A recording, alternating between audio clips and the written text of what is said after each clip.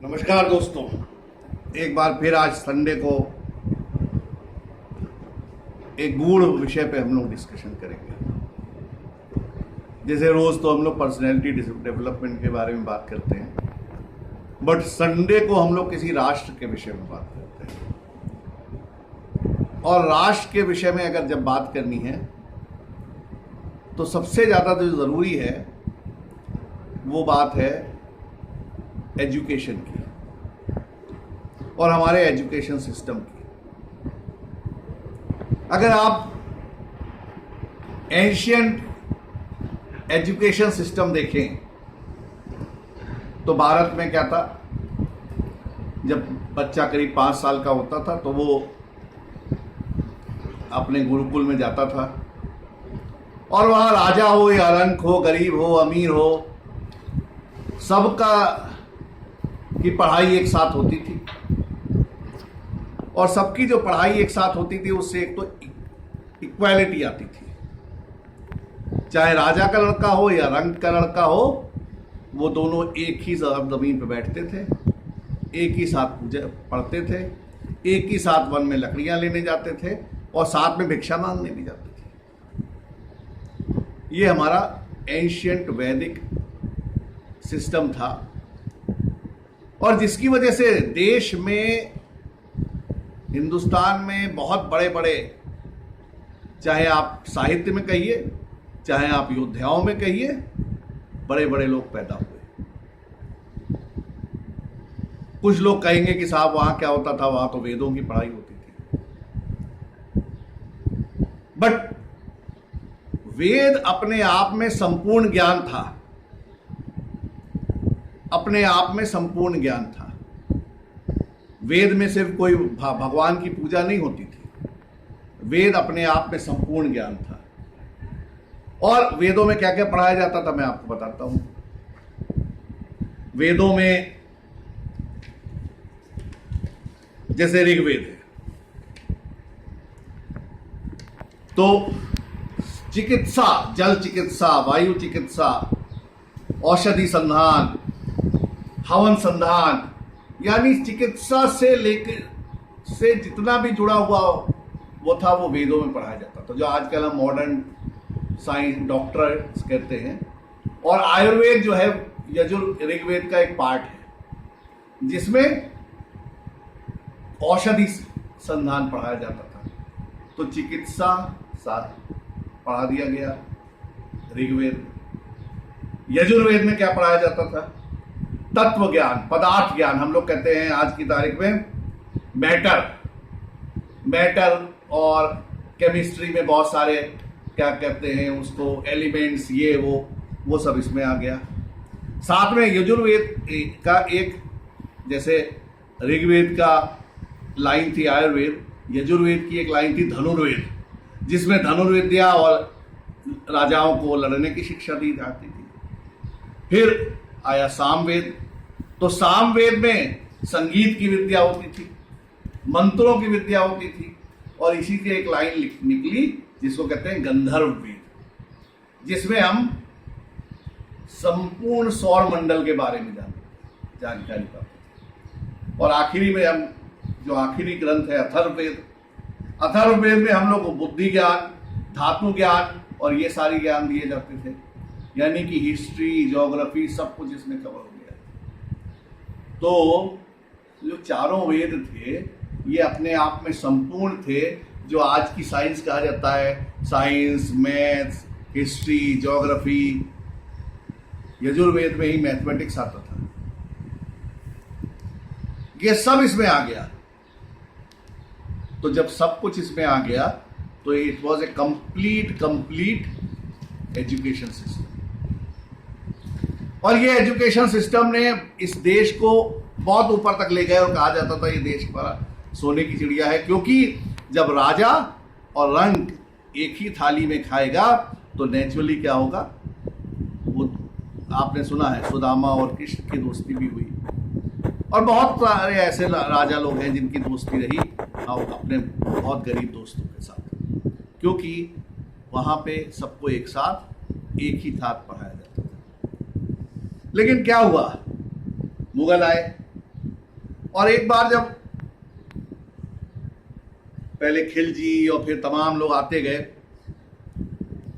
उन्होंने ऋषि जो ये थे, गुरुकुल थे, उनको उजाड़ना शुरू किया, क्योंकि वो जानते थे कि अगर इंडियन को जो सिस्टम है, एजुकेशन सिस्टम है, इसको खराब नहीं किया गया तो वो कभी इस देश पे राज नहीं कर पाएंगे। तो उन्होंने क्या किया, उन्होंने मदरसा बनाना शुरू किया, और ज्यादातर लोगों को मदरसे में जाना पड़ा। क्यों? क्योंकि उनको फारसी और उर्दू नहीं आती थी। तो जब मुगल आए, उसके पहले खिलजी आए, उसके पहले और लोग आए, तो नेचुरली उनको क्या था कि उर्दू, उनसे बातचीत करने के लिए, रोजमर्रा की पढ़ाई लिखाई के लिए उर्दू और फारसी सीखना जरूरी हो गया। तो वो उर्दू और फारसी सीखने लगे, बट स्टिल कुछ गुरुकुल तब भी चलते रहे, और एक मिक्स टाइप का हो गया। लोग उर्दू भी सीखने लगे, फारसी भी सीखने लगे, संस्कृत भी सीखने लगे, लेकिन वेदों के ऊपर की जो पढ़ाई है वो बहुत कम हो गई। थोड़ा बहुत संस्कृत में की चीज़ें पढ़ाई जाने लगी, और बाकी क्या है कि उर्दू और फारसी पढ़ाई जाने लगी, जिससे वो लोग जो है रोज़मर्रा राजाओं की जो बातें हैं उनको समझ सकें, और थोड़ा सा कल्चर डिस्ट्रॉय हो गया। अब क्या हुआ साहब कि अंग्रेज आ गए, और अंग्रेज जब आए तो सबसे पहले वो जिस चीज से डरे वो था इंडियन एजुकेशन सिस्टम। और देखिए साहब, लॉर्ड मैकॉले जब आया हिंदुस्तान तो उसने सबसे पहले क्या लिखा? उसने लिखा, I have travelled across the length and breadth of India and I have not seen one person who is a beggar. यहां पे कोई भी बेगर नहीं था। हु इज ए थीफ, यहां चोरी नहीं होती थी। Such wealth I have seen in this country, ये इस देश का की वेल्थ है। सच हाई मॉरल वैल्यूज, इतनी हाई मॉरल वैल्यूज हैं लोगों की। क्यों? क्योंकि इस तरह का एजुकेशन सिस्टम था। People of such calibre that I do not think we would ever conquer this country. उन्होंने कहा कि हम लोग इतने विशाल हृदय के लोग हैं कि इस देश को नहीं जीत सकते unless we break the very backbone of this country which is her spiritual and cultural heritage। जब तक हम इस देश की वो जो बैकबोन है, रीढ़ की हड्डी है, जो इसकी स्पिरिचुअल और कल्चरल हेरिटेज है, उसको नहीं तोड़ेंगे। एंड देयरफॉर आई प्रपोज, इसलिए उसने क्या कहा, what we replace her old and ancient education system, that we need to replace the old ancient education system, her culture, for if the Indians think that all that is foreign and English is good and greater than their own, तो हमको ऐसा culture establish करना है कि हर भारतीय समझने लगे कि अंग्रेज ही उस अंग्रेज जो है वो ज्यादा विकसित है और हमारी जो परंपरा है वो बहुत कमजोर है। जब तक हम ये नहीं करेंगे तब तक हम इस देश पे राज नहीं कर पाएंगे। By this way they will lose their self esteem, इस तरह से वो अपनी खुद की इज्जत खो देंगे। देयर नेटिव सेल्फ कल्चर, अपना कल्चर खो देंगे। And they will become what we want them, a truly dominated nation. तो और वो फिर हम क्या बन पा जाएंगे, एक डोमिनेटेड नेशन बन जाएंगे। ये लॉर्ड मैकॉले ने देखिए लिखा है, अंग्रेज सरकार। ये क्या शो करता है कि हमारा जो वास्तविक कल्चर था, हमारी जो एजुकेशन सिस्टम था, वो दुनिया में सबसे बढ़िया था, सबसे अच्छा था, लेकिन सिर्फ इसलिए क्योंकि हमने विदेशी कल्चर को अच्छा समझा, इसलिए आज हम दुनिया के पराधीन होने के कारण 200 साल की पराधीनता हमने इसलिए झेली क्योंकि हमने अपने वैदिक कल्चर को डिस्ट्रॉय होने दिया। और वो लॉर्ड मैकॉले ने जो 1894 में सिस्टम लेके आया हिंदुस्तान में, उसको हमने अपनाया। अब साहब क्या कल्चर लेके आया, उसने स्कूल खोल दिया और कहा कि साहब ये इस तरह से पढ़ाई होगी, फर्स्ट में ये होगा, सेकंड में ये होगा, थर्ड में ये होगा, फोर्थ में ये होगा। हमने भी साहब उन स्कूलों में जाना शुरू कर दिया। अब उन स्कूलों में कहीं भी वैदिक पढ़ाई नहीं थी। वहां क्या पढ़ाई थी, जॉर्ज द ग्रेट, बहुत बड़े ग्रेट थे, फलाने ये ग्रेड थे, फलाने वो ग्रेड थे। अरे भाई, सबसे पहले तो हम ग्रेड थे, उसके बारे में कहां बताया लॉर्ड मैकॉले ने। और एक एजुकेशन सिस्टम ऐसा पैदा किया क्योंकि उनको हिंदुस्तान में बाबुओं की जरूरत थी, तो यहां से बाबू निकलते थे। हम बाबू का छापा खाना बन के रह गए, लॉर्ड मैकॉले के एजुकेशन सिस्टम को मान लिया। और आज भी हम क्या कर रहे हैं, उसी एजुकेशन सिस्टम पे चले जा रहे हैं,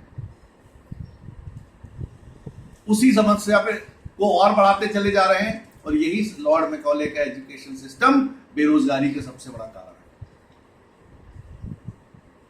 क्योंकि हमको तो कोई भी टेक्निकल फील्ड आती नहीं है। पहले तो हमको बहुत कुछ टेक्निकल सिखाया जाता था वेदों में, और खुद प्रैक्टिकल करके सिखाया जाता था। आपका मन है धुंधारी बनिए तो आप ये प्रैक्टिकल करिए, आपका मन है जूटे बनिए तो आप ये करिए, आपका मन है कुछ और करने का वो करिए। और बड़े बड़े साइंटिस्ट हिंदुस्तान ने दिए वैदिक काल में। आयुर्वेद का आज सारी दुनिया, आज अमेरिका में कल एक रिपोर्ट आ रही थी टीवी में कि साहब सारा आदमी कुरकुमिन ले रहा है, हल्दी ले रहा है इम्यूनिटी बढ़ाने के लिए, च्यवनप्राश खा रहा है इम्यूनिटी बढ़ाने के लिए। अरे इसकी जानकारी किसने दी थी?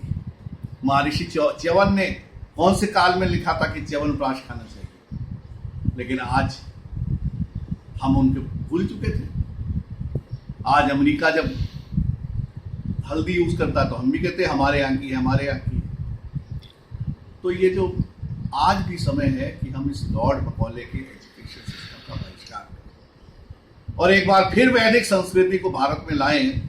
जिस वैदिक संस्कृति ने भारत को सिरमौर बनाया था, वही वैदिक संस्कृति आज भी जरूरी है भारत के लिए।